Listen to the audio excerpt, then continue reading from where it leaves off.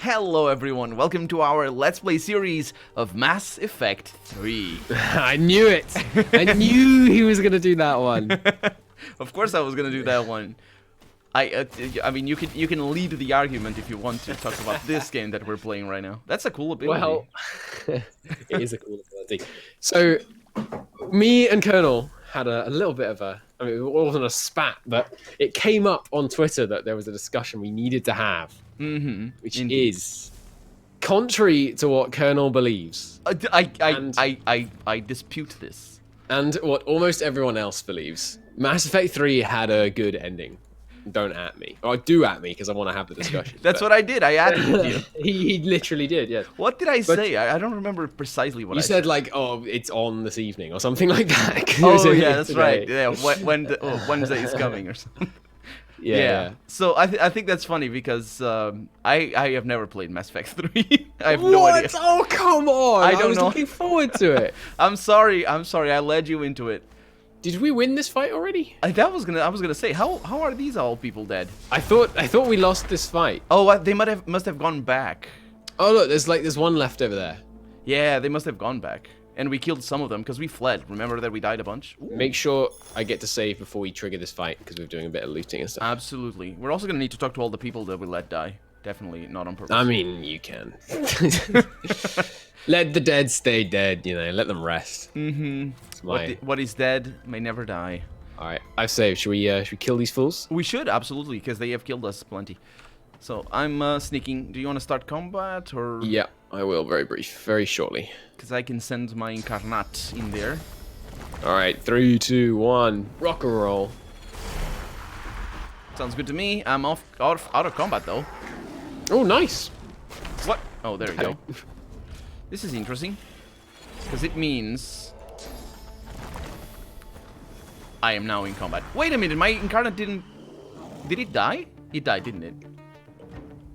I think my Incarnate died. Sorry, every time I click off into OBS to adjust sound, it minimizes. I didn't see what happened. He no longer exists, so I'm guessing he died. Yeah, I'm pretty sure he died. Okay, we're in combat. It's your turn. Yes, indeed. I'm going to...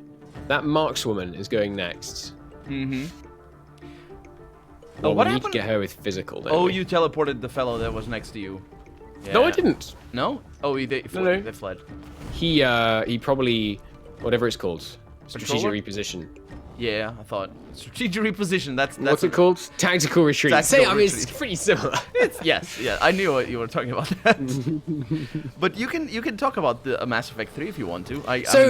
I mean, you know, without someone to kind of argue against, it's not nearly as an enduring a topic, but that's fine. Don't spoil it though if you can. Is that Of course possible? not. To go into the like minutiae of it, absolutely no, not possible. But I can do a bit.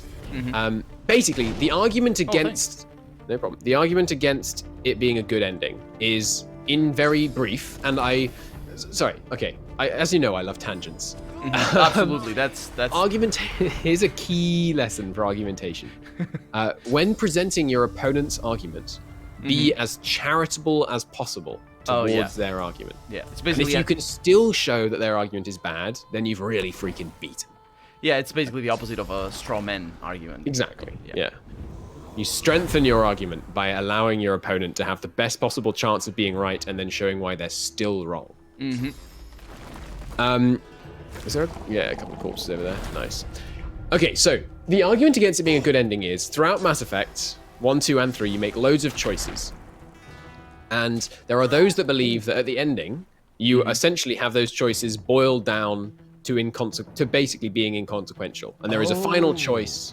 There is a final. This isn't. I don't consider this spoilers really. It's like mechanic spoilers. Yeah. The ending consists of a choice which can go in one of 4 ways. Sorry, Incarnate, by the way. Yes. I will.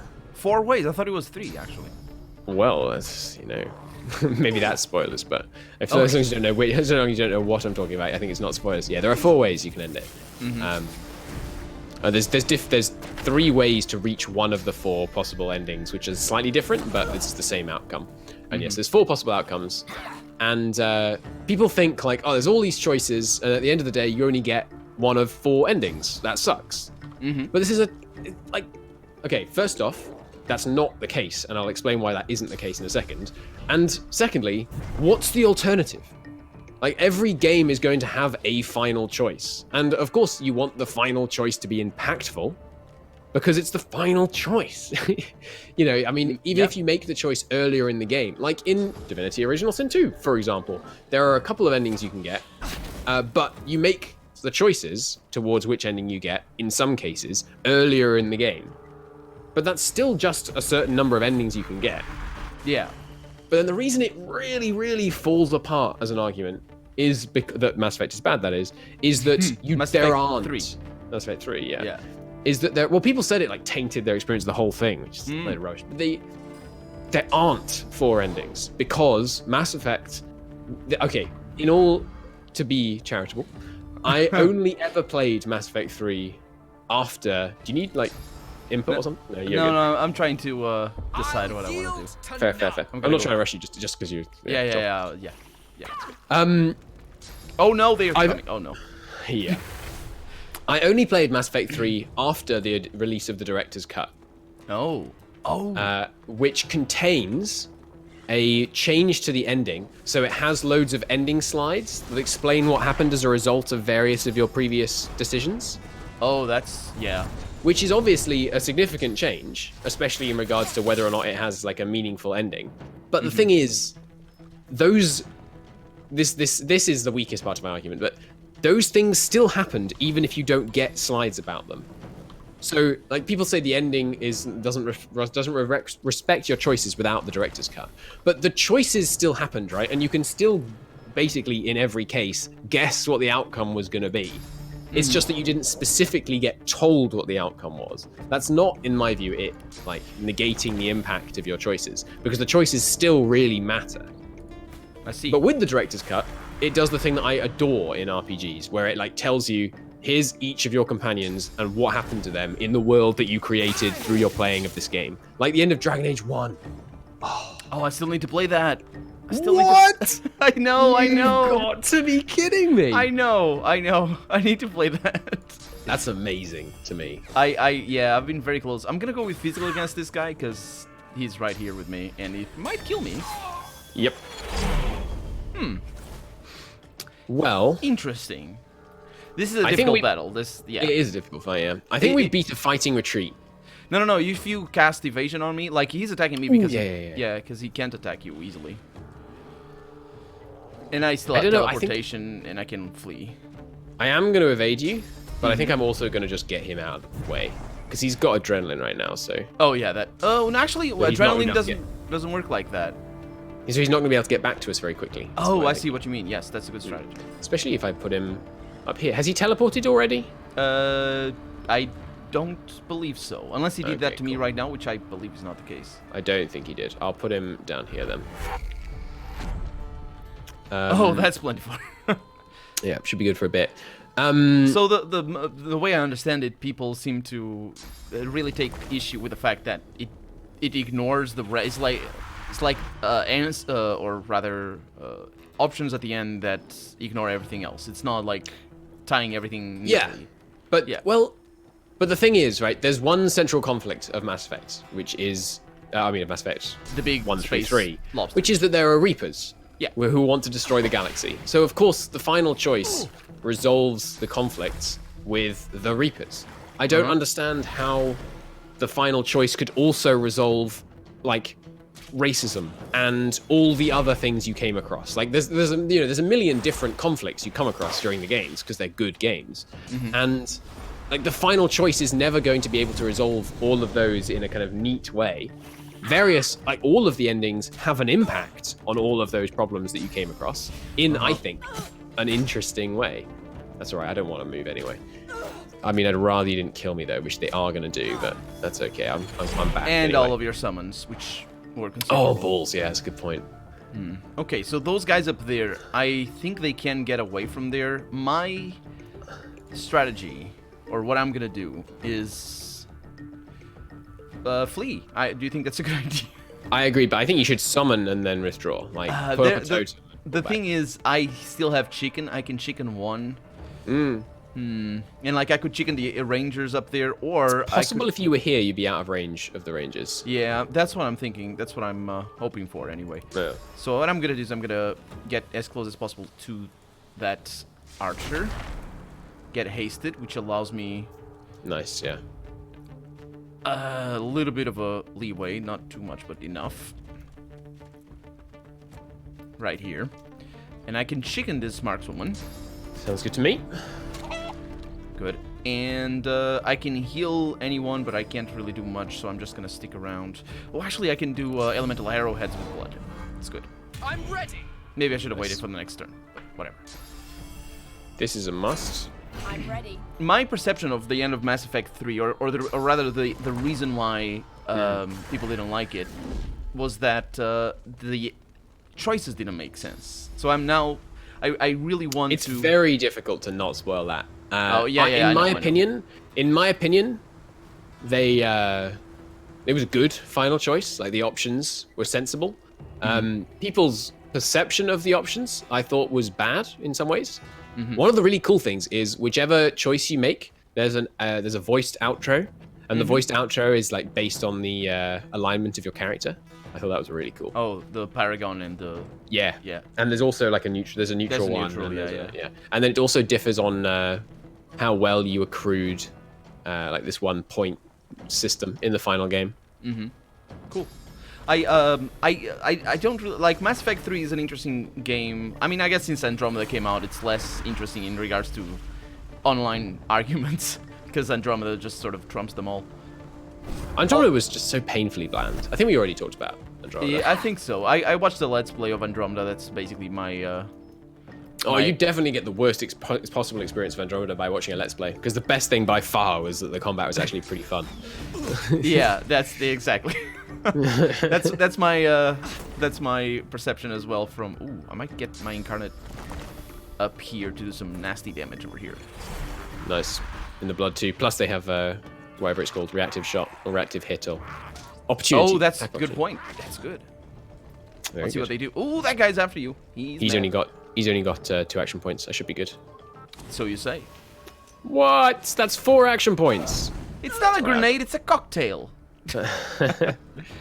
But I really want to play through Mass Effect 1 and 2 again. I did play them when they came out. Actually, Mass Effect 1 I only played it when the second came out.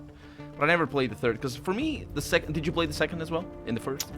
I beat Mass Effect 1 through 3 on max difficulty like 4 times. Oh, okay.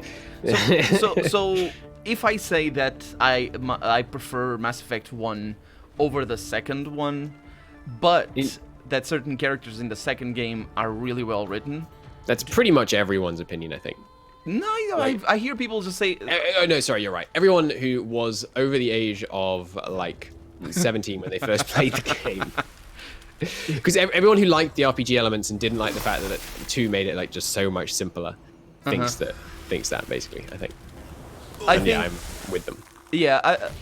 So just to clarify, that the first is better than the second. The first. In terms of the story, it's almost impossible to make a second game which is better than the first, because the first gets to reveal everything. Yeah. And the first obviously just kicks it out of the park on that front because the reveals are so interesting and fun. In terms of character building, the second one is much superior, in my opinion. Yeah, I really liked... I don't remember their names, though. There was... Describe them and I will know the names. It's a woman, very skinny, bald. Liara? Yeah, I don't remember. Yeah, with tentacle hair. Blue is the other defining feature. Oh, no, not that one. Miranda the one with is tattoos. not bald. Jack. Oh, yes, he was. I didn't remember it was like a gender-neutral name. Ooh, yeah, that Checkles of Pain. I'm just gonna go ahead and do that. I really liked their storyline. It was, I only played it once, but I thought it was really well presented. And Miranda, I also enjoyed her. Her whole struggle with herself, I think. Yeah, Miranda's pretty cool. Yeah. And I don't remember any of the characters from the second game, but I remember just being like, oh, this game is so cool on the companion characters and all that. But the first one I enjoyed just more on the... I don't know. I at the time, I was, and I still am, very enamored with Knights of the Old Republic 2. I think that's insofar as sci-fi RPGs go. Yeah. See the latest reason to hate EA about that. Oh yeah, EA just deserves all the hate, even if they don't do any. It's just seriously, it's like it's ridiculous. For those of you that don't actively follow like games industry news, there was a reveal. I don't know how it came out. I don't even know if it's true. So I caveat this with just like this isn't something I'm saying is true. Yeah, it's sort of rumor. Yeah. That EA is preventing BioWare from creating any new games based on the Knights of the Old Republic IP. Yeah, it's somewhere around there. Yeah, that's more or less what it is. I never played it, actually. The first one, people like the first one. That's the one made by BioWare. The second one was done by Obsidian. People like the first one, I think, for many good reasons. Because, I mean, despite all its shortcomings, I don't know if I should attack this. I think I would try and kill the guy on you, because the other two are actually out of range of both of us as long as we don't move towards them right now. Yeah, you're right. Okay, so let's do Sky Shot first. The first one was just a lot more stable of a game, didn't have as many bugs. Right. It was also BioWare, so it was just more well-known, just from that aspect. I've definitely heard good things about both. I'm not, in terms of, I can tolerate like Fallout 1 visual jankiness. When it's more of like a, I don't know. Glory is mine. How would I describe that? A more visual heavy kind of RPG, like a kind of Mass Effect or Knights. My impression of Knights, anyway. I don't think I would put up with it. Knights of the Old Republic? Oh yeah. Yeah, I think I would fail to relate to the characters just based on them not looking very good. If it was all text, reading text, it wouldn't matter. But when it's, I think I recently played through the first game, and honestly, I had that was one of the rare occasions where because I played it so young and played it 3 times when I was pretty young, I never played it again. Now I go back to it and see a lot of problems with it. Also, I think not just because of how much more games I've played since then, but also the tolerance that I have, or that you need to have in that game for a weird combat system is what is it, the combat? I mean, I know almost nothing about how it mechanically works. Have you ever played Dragon Age 2? Yes. So oh god. It's more or less like that, except worse and more janky. Do you remember how you liked Dragon Age 1 because it was an RPG? We're gonna pretend to be an RPG. Oh yeah. So yeah, I've never played Dragon Age 2. I just saw streams, but I've beat it 3 times. it's bad. Not even the characters. I thought there was some characters that are kind of cool. As soon as I wasn't able to choose to play as a dwarf, I'm just like, what are you doing? Yeah, because you can do that in the first game. Wait a minute, can't you import the characters from the first game? Yeah, but you don't play as the same character. Oh, okay. You can import the characters and then like they get mentioned once or something like that. Yeah, in BioWare style. But in the first game, like in Dragon Age, I mean, you need to play Dragon Age 1. Like it's I not absolutely optional. do. Absolutely do. Yeah. It doesn't, you have a very high tolerance for older games, so it doesn't really matter when you play it. But at some point, it's put it on the list. Yeah. But I mean, I'm sure it already is. Yes. But you can choose to start, and there are like something like 9 different starts, and I don't just mean your character looks different. I mean like the whole first 3 hours of the game is different. I know that much. I played of the first game, and in fact, that's the reason why I didn't do. Oof, that silence is gonna be pro. Oh. Can't silence the horns though. Well, there's the title for the episode. I did play the first one enough to know all the vignettes and all that from the start, and that's the reason why I'm not willing to just start playing it for a let's play. I need to research a little bit so I can make the right decisions right at the beginning, which is how I would do it if I were playing it by myself. You know what? This is a tough fight. Let's use some grenades. Excuse me? Oh, I thought it was going to do damage and then apply knockdown. And it didn't do any damage. Didn't do any damage, but that's not too bad. Don't worry, I got knockdown arrows. That's annoying me. Even though if they're gonna go, that's waste a grenade. Well, I mean, give them the horns, and by give them the horns, I mean run away using the horns. Exactly. Run away. And Knights of the Old Republic 2, I thought, like it's a very interesting game, just in the way Obsidian, took to the franchise. I feel it's very obvious from the beginning that they take it very seriously, and it's not.